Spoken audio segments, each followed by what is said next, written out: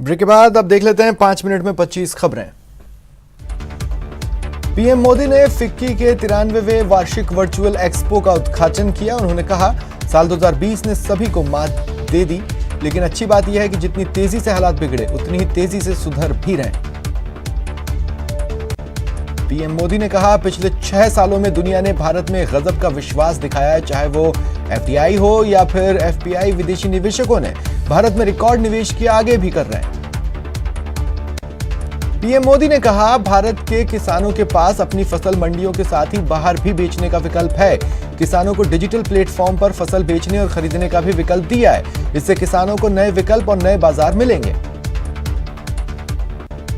कृषि कानूनों के खिलाफ किसानों का आंदोलन 17वें दिन भी जारी है।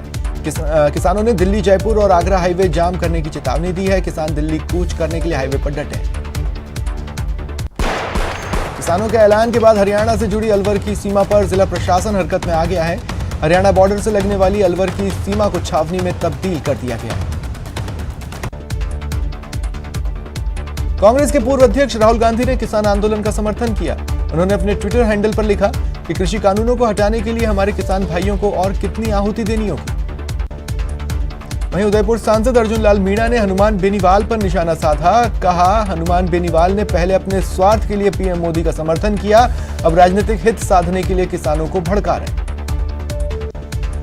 घनश्याम तिवाड़ी ने एक बार फिर बीजेपी का दामन थाम लिया है। प्रदेश अध्यक्ष सतीश पूनिया की मौजूदगी में तिवाड़ी ने घर वापसी की। पूनिया ने दुपट्टा पहनाकर तिवाड़ी का स्वागत किया। इस मौके पर घनश्याम तिवाड़ी ने सतीश पूनिया की जमकर तारीफ की। साथ ही घर वापसी पर तिवाड़ी ने कहा, न तो ठगा गया न मजबूरी थी। शायराना अंदाज में कहा, भाजपा मेरे रग रग में है। वहीं प्रेस कॉन्फ्रेंस कर सतीश पूनिया ने सीएम अशोक गहलोत को आड़े हाथों लिया। पूनिया ने प्रधान चुनाव की बात करते हुए कहा कि किसान हितैषी नेता अपने किलों में हार गए हैं। चुनाव में सत्ता और मशीनरी का दुरुपयोग किया गया। कोटा में राज्यपाल संरक्षण आयोग की अध्यक्ष संगीता बेनीवाल जेके लोन अस्पताल पहुंची। बीजेपी का 4 सदस्यीय प्रतिनिधि मंडल भी जेके लोन अस्पताल पहुंचेगा। नवजातों की मौत के बाद गरमाई सियासत। कांग्रेस की टीम भी जेके लोन अस्पताल के बाहर विरोध प्रदर्शन कर रही है। जेके लोन अस्पताल में हंगामे के आसार के बीच छावनी में इसे तब्दील कर दिया गया। पूरे परिसर में अनावश्यक वाहनों की आवाजाही पर रोक है। चित्तौड़गढ़ में आयुष चिकित्सकों को शल्य क्रिया की स्वीकृति देने के विरोध में श्री सांवलिया जी राजकीय चिकित्सालय के चिकित्सकों ने काली पट्टी बांधकर विरोध प्रदर्शन किया। चिकित्सकों ने सरकार से इसे आदेश को वापस लेने की मांग की। भरतपुर से एक वीडियो वायरल हो रहा है। एक महिला पिस्तौल लेकर शादी समारोह में डांस कर रही है। महिला का पिस्टल लहराते हुए डांस का वीडियो खूब वायरल है। कोटा में एक पुलिसकर्मी के ठेले वाले पर डंडे बरसाने का वीडियो वायरल हो रहा है। पुलिसकर्मी ठेला कर्मी पर जमकर डंडे बरसाने के साथ अश्लील भाषा का भी प्रयोग कर रहा है।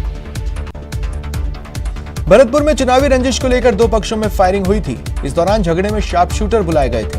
वहीं शार्प शूटर को धर दबोचा और पुलिस के हवाले कर दिया गया। दौसा के गाजीपुर मोड़ के पास एक अज्ञात वाहन ने बाइक को टक्कर मार दी। 2 शख्स गंभीर रूप से घायल हुए, इलाज जारी है। अजमेर में कार बेकाबू हो गई, 30 बारातियों को घायल कर दिया। घटना सिविल लाइन थाने के शास्त्री नगर की।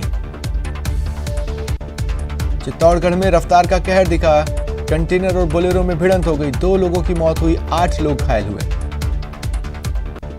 बाड़मेर अहमदाबाद राष्ट्रीय राजमार्ग पर एक ट्रक 20 फीट गहरे गड्ढे में गिर गया। ट्रक बुरी तरह से क्षतिग्रस्त हो गया। बूंदी के नैनवा कस्बे में शुक्रवार रात एक बेकाबू ट्रॉले ने गली में घुसकर मां बेटे को कुचल दिया। एक व्यक्ति की मौत हुई।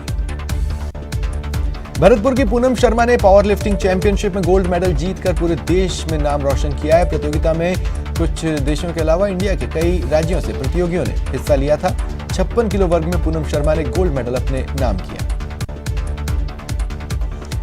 भारत में कोरोना के कुल केसेस 98,26,000 के पार हो गए। इनमें से अब तक 1,42,628 लोगों की जान गई है। एक्टिव केसेस घटकर 3,60,000 हो गए।